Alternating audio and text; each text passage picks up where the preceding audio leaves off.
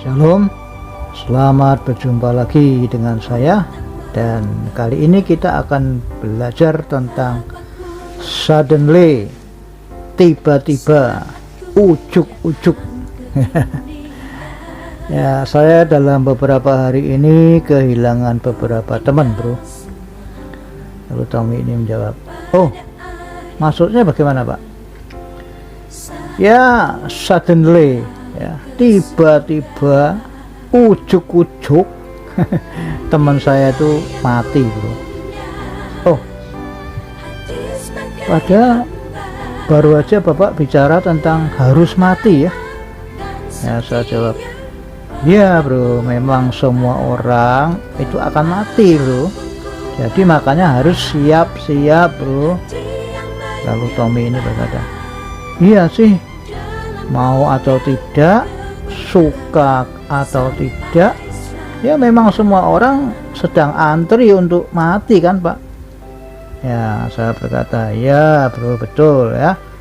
Pertama-tama teman band saya, bro, dia itu sekarang ada di Jakarta, ya.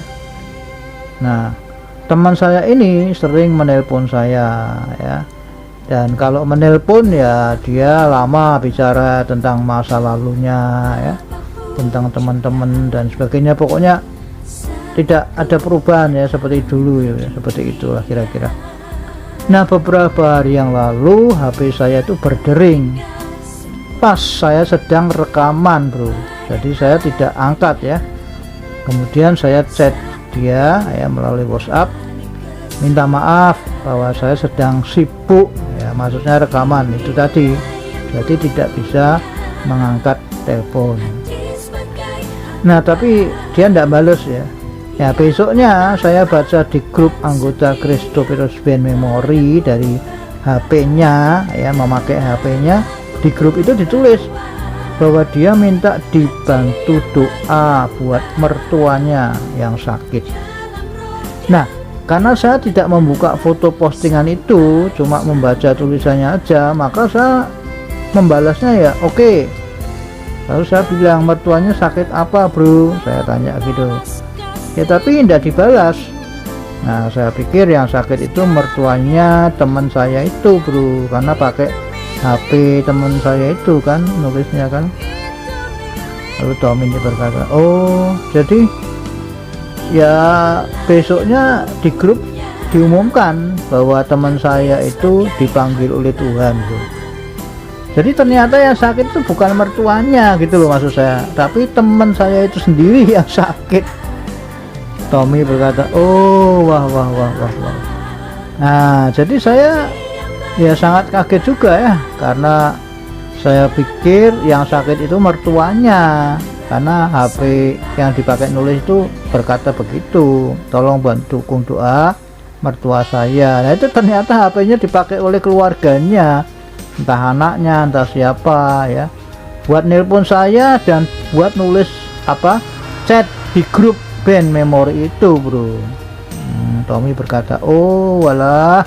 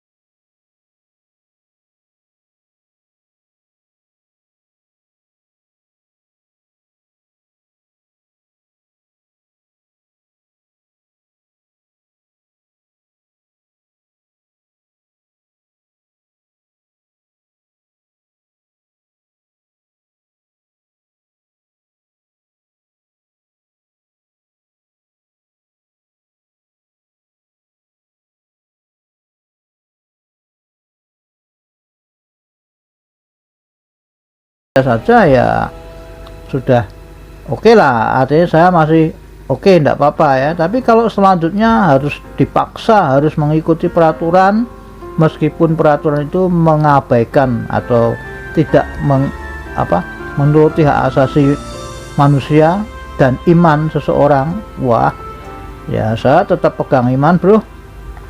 Nah, Tommy berkata, oh gitu ya, memang kalau hak asasi dan soal iman itu dipaksa ya, maka kita harus tetap memilih berdiri teguh dalam iman dong Pak, seperti Daniel, Sadrak, Mesak, dan Abednego yang waktu itu dihadapkan pada hal yang seperti itu kan, mereka tetap pegang iman Pak, artinya tetap taat kepada firman gitu kan Pak. Nah saya jawab, betul bro, memang secara sikon saat ini saya memang nggak bisa kemana-mana ya, maksudnya nggak bisa naik pesawat, nggak bisa naik kereta api dan sebagainya ya, karena tidak bisa memenuhi persyaratan kan, nggak divaksin kan, yang dibuat oleh peraturan yang dibuat oleh pihak tertentu itu kan bro kan. Nah, namun saya percaya bahwa Allah yang sangat adil dan maha kuasa itu menolong saya dalam masa kesesakan ini bro. Karena ada firman-Nya yang berkata bahwa Tuhan melepaskan orang yang berseru kepadanya pada masa kesesakannya. Nah saya kan seperti ini kan, namanya saya akan mengalami masa kesesakan karena kan tidak divaksin, jadi saya tidak bisa kemana-mana, tidak bisa naik pesawat, tidak bisa naik kereta, tidak bisa naik kapal dan sebagainya kan, itu namanya saya mengalami masa kesesakan bro. Nah tapi karena saya percaya Tuhan Yesus, artinya kalau saya percaya kepada firman-Nya, berarti firman-Nya tidak mengecewakan saya, artinya saya pasti dijamin dilepaskan dari masa kesesakan itu gitu loh. Nah ini ayatnya ada di Mazmur 18 ayat 6. Begini firman Tuhan ya, ketika aku dalam kesesakan, aku berseru kepada Tuhan, kepada Allahku aku berteriak minta tolong. Ia mendengar suaraku dari baitnya, teriakku minta tolong kepadanya sampai ke telinganya. Nah ini kan berarti kan dijawab Tuhan ya, artinya doanya kan didengar, sehingga maksudnya orang yang berseru-seru, orang percaya, orang benar yang berseru pasti dilepaskan dari masa kesesakannya. Nah itu keyakinan saya juga seperti ini ya. Mungkin hari-hari ini belum nampak saya bebas bisa pergi kemana-mana lagi mungkin ya, karena persyaratannya kan harus divaksin. Tapi kan saya percaya bahwa firman Allah seperti ini mengatakan bahwa orang benar yang berseru-seru dalam kesesakannya akan dilepaskan, akan ditolong. Artinya pasti saya akan dapat keluar lagi, naik pesawat lagi, begitu loh bro maksudnya. Ini firman Allah sendiri ya. Satu lagi ada di Mazmur 34 ayat yang ke-17. Demikian firman Tuhan, apabila orang-orang benar itu berseru-seru, maka Tuhan mendengar dan melepaskan mereka dari segala kesesakannya. Nah ini ya, ya ini dasar pegangan saya ya, bahwa orang benar itu pasti kalau kita mengalami kesesakan seperti yang saya alami saat ini, tidak bisa kemana-mana, tidak bisa naik pesawat, tidak bisa naik kereta, tidak bisa naik kapal, tidak bisa ini dan itu kan namanya masa kesesakan ya bagi saya yang tidak divaksin ini. Tapi saya percaya bahwa Tuhan akan melepaskan saya ya, seperti tadi yang dulu sebutkan Daniel, Sadrak, Mesak, dan Abednego kan mereka juga waktu itu mengalami kesesakan yang sama ya, mereka kan dipaksa juga itu dengan peraturan, memang ya pakai peraturan maksanya. Kalau mereka tidak menyembah patung, nah itu kalau Sadrak, Mesak, dan Abednego dikatakan mereka akan dibakar hidup-hidup. Nah itu kan namanya kan dipaksa, mau tidak mau milih mana, mau milih nyembah patung atau mau milih dibakar hidup-hidup kan begitu kan. Tapi Sadrak, Mesak, dan Abednego tetap aja dia tidak mau ngikutin peraturan atau paksaan yang walaupun resikonya nyawa kan, dibakar hidup-hidup itu. Nah itu, tapi kan kita baca akhirnya justru Tuhan menolong Sadrak, Mesak, dan Abednego pada waktu itu. Demikian juga Daniel ya kan, meskipun Daniel itu tidak boleh berdoa ya kepada Allahnya waktu itu kan, Daniel kan setiap hari itu berdoa atau bertemu Tuhan itu 3 kali loh ya. dalam apa masa pembuangannya di Babel pada waktu itu kan dia pejabat tinggi, tidak main-main Daniel ini.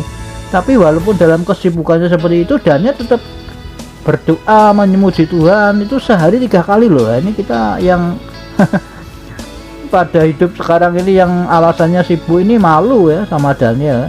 Daniel ini pejabat penting pada waktu itu. Kalau sekarang ya mungkin Perdana Menteri gitulah.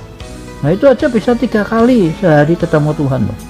Nah itu Daniel pada waktu itu juga mengalami yang sama ya, dipaksa untuk tidak boleh berdoa kepada Tuhan ya. Kalau sekarang ya tidak boleh beribadah gitulah ceritanya lah, tidak boleh apa menyanyi atau tidak boleh, pokoknya tidak boleh apapun kepada Tuhan Yesus kalau saat ini. Kalau zaman dulu kan Daniel ini dihadapkan pada peraturan itu, dipaksa oleh peraturan semacam itu.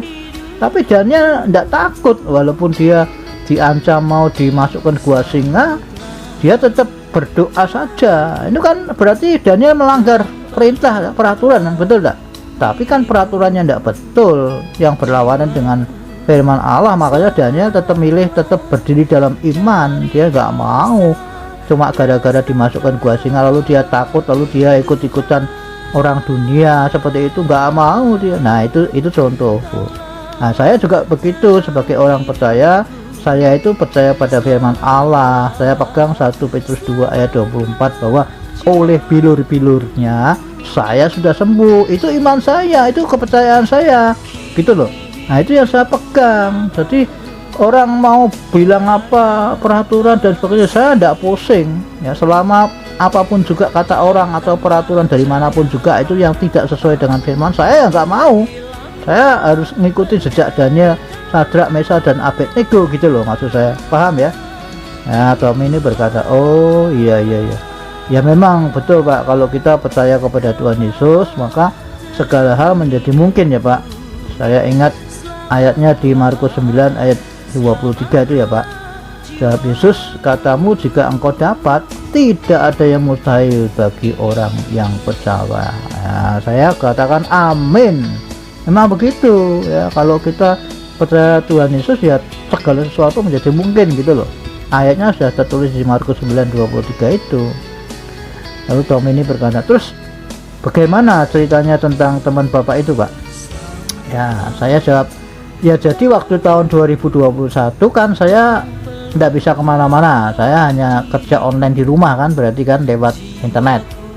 Nah tiba-tiba belum lama ya, minggu lalu ya, berapa hari yang lalu kan, berarti ini sudah lewat harinya kan? Minggu lalu saya dapat WhatsApp dari Pak Andri ini yang saya katakan ini untuk apa? Untuk melayani kematian di Tionghoa Iwan Semarang, karena dekat Puri sana. Yaitu apa? Malam acara penutupan peti dari jemaat GKI ya, Gereja Kristen Indonesia di Karangsaro itu loh bro, Semarang ya. Nah padahal udah lama loh Pak Andri ini tidak menghubungi saya ya, malah saya lihat WhatsApp-nya diblokir ya, untuk saya maksudnya, khusus untuk saya tuh malah diblokir ya. Artinya kalau saya kirim chat sama dia kan tidak dibaca karena diblokir kan. Nah itu seperti itu saya lihat, saya kirim firman terus sudah, walaupun diblokir kayak gitu saya tetap kirim firman terus ya, selama WhatsApp-nya masih aja saya pokoknya tidak urusan mau diblokir mau dihapus, saya kirim firman aja terus. Nah kecuali kalau orang itu sendiri minta berkata stop jangan dikirim saya, itu artinya dia menutup pintu betul kan ya, saya ya stop ya, selama dia cuma tidak terus serang gitu ya, cuma blokir gini ya, saya tetap kirim aja sudah ya. Memang kalau Tuhan berkata bilang stop, tetap saya stop juga ya, saya harus ikuti perintah Tuhan ya lewat Roh Kudus kan. Tommy berkata oh gitu, wah mungkin dia sudah kerasa ya Pak kalau mau mati ya Pak, jadi ingat Pak Jonok gitu ya Pak. Saya berkata ya bisa jadi bro, karena kan udah beberapa lama ya WhatsApp-nya untuk saya itu diblokir bro, diblokir kir gitu ya bro. Artinya saya lihat kan setiap WhatsApp kalau orang membacakan centang biru, nah itu centangnya tetap hitam kelabu, jadi artinya kan dia nggak baca itu karena diblokir itu. Jadi saya nggak tahu apa yang terjadi dengan hidupnya selanjutnya, bro, karena diblokir kan nggak bisa komunikasi toh. Ya makanya ini pelajaran ya, mahal pelajarannya, mahal buat semua orang, maksudnya pelajarannya mahal ini. Makanya jangan menutup pintu buat Tuhan Yesus, buat firman Allah lewat cara memblokir hamba Allah ya, cuek bebek terhadap hamba Allah, postingan hamba Allah, firman Allah yang dibagikan, nggak urusan, tidak peduli, malah membenci. Loh ini coba gimana ini, pokoknya komplit lah ya. Jangan seperti itu namanya menutup pintu buat Tuhan Yesus ya. Nih yang rugi siapa? Ya diri sendiri, bukan saya, karena saya kan hamba Tuhan, tugasnya memang menyampaikan firman Allah kepada siapapun juga ya, kepada orang dimanapun juga ya. Orang-orang itu sendiri yang sebagai tanah atau sebagai tanah kan, artinya kan diumpamakan orang itu seperti tanah ya. Ada yang tanah berbatu terima benih itu sulit, terima firman itu sulit ya.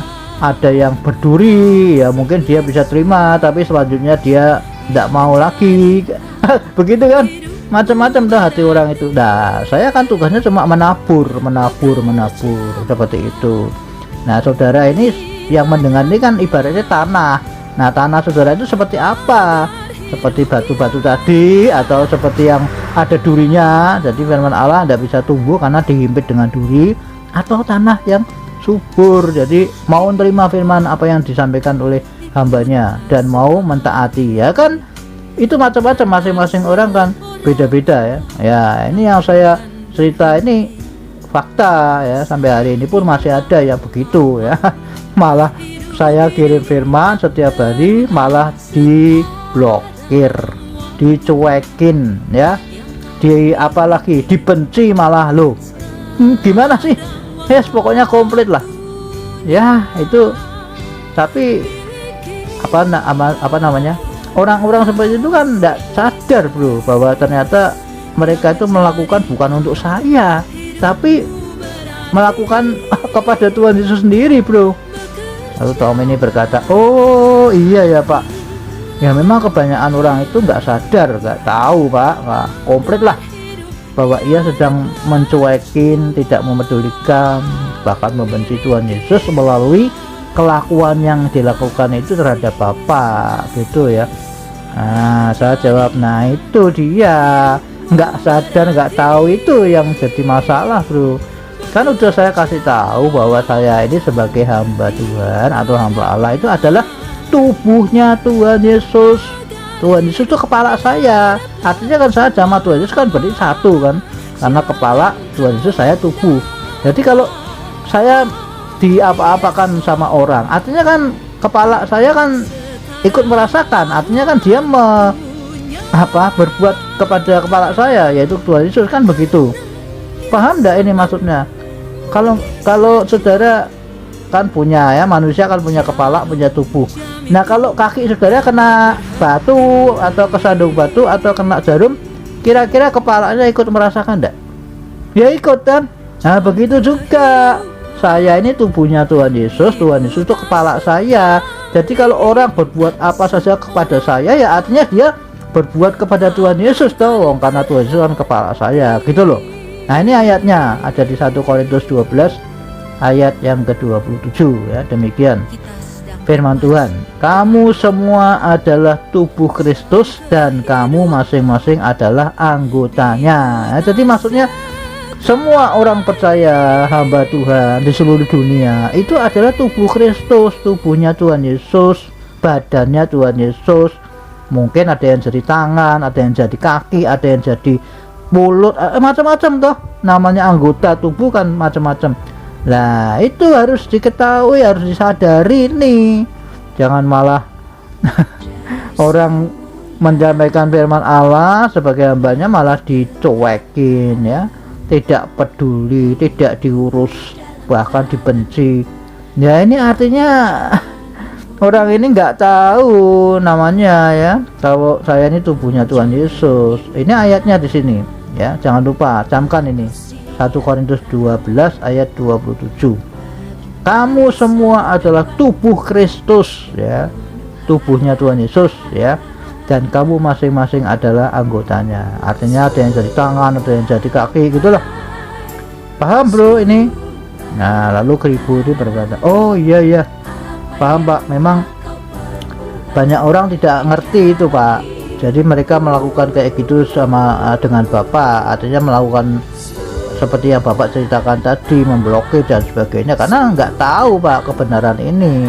Termasuk maaf saya ya Pak, saya juga begitu Pak, karena saya mendengarkan orang lain tentang Bapak ya, mereka cerita begini begitu tentang Bapak yang negatif-negatif ya, saya ikut meresponi mereka gitu loh Pak. Padahal ternyata itu saya sedang berbuat kayak gitu kepada Tuhan Yesus, bukan kepada Bapak, karena Bapak kan tubuh Kristus, Kristus kan kepala Bapak gitu ya Pak.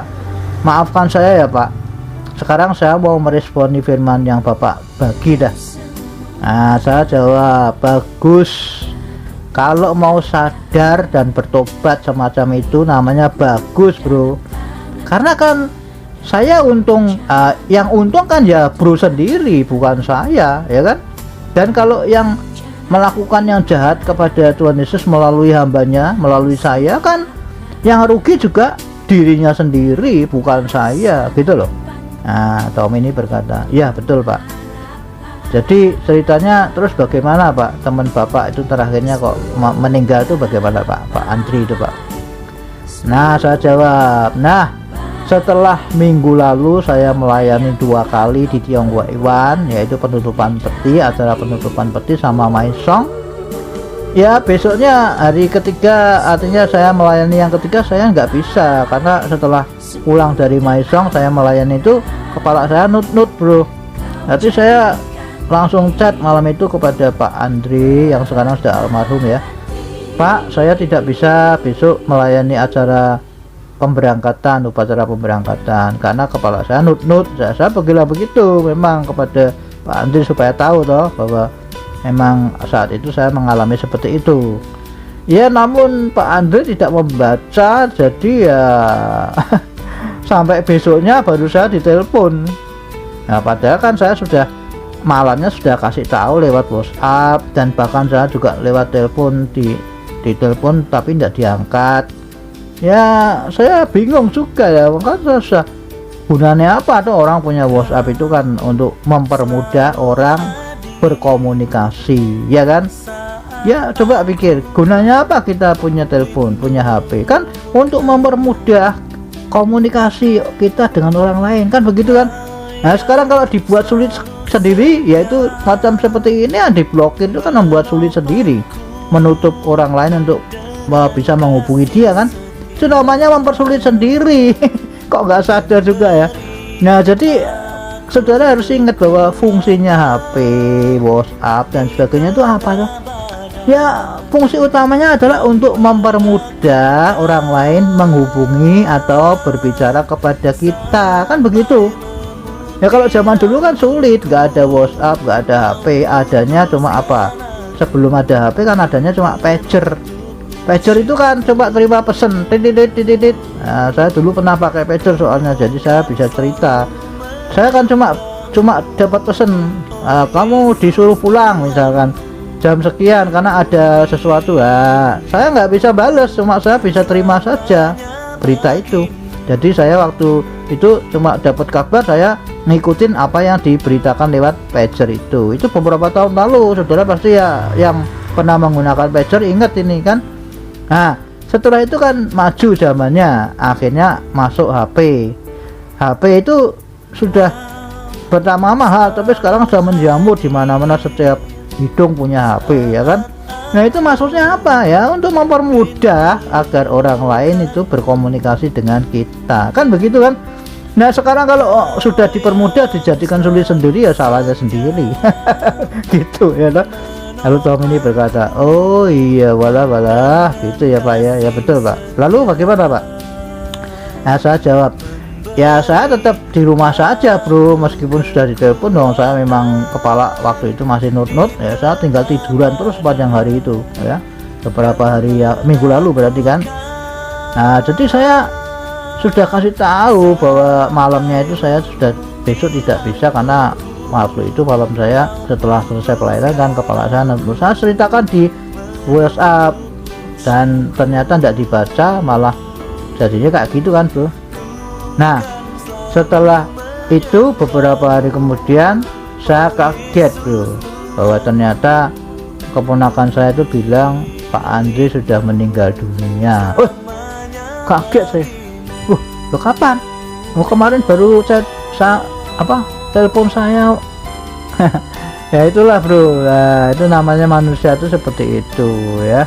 Makanya melalui postingan ini Allah mau mengingatkan kepada saudara semua, termasuk saya ya, semua lah, mari sadar ya.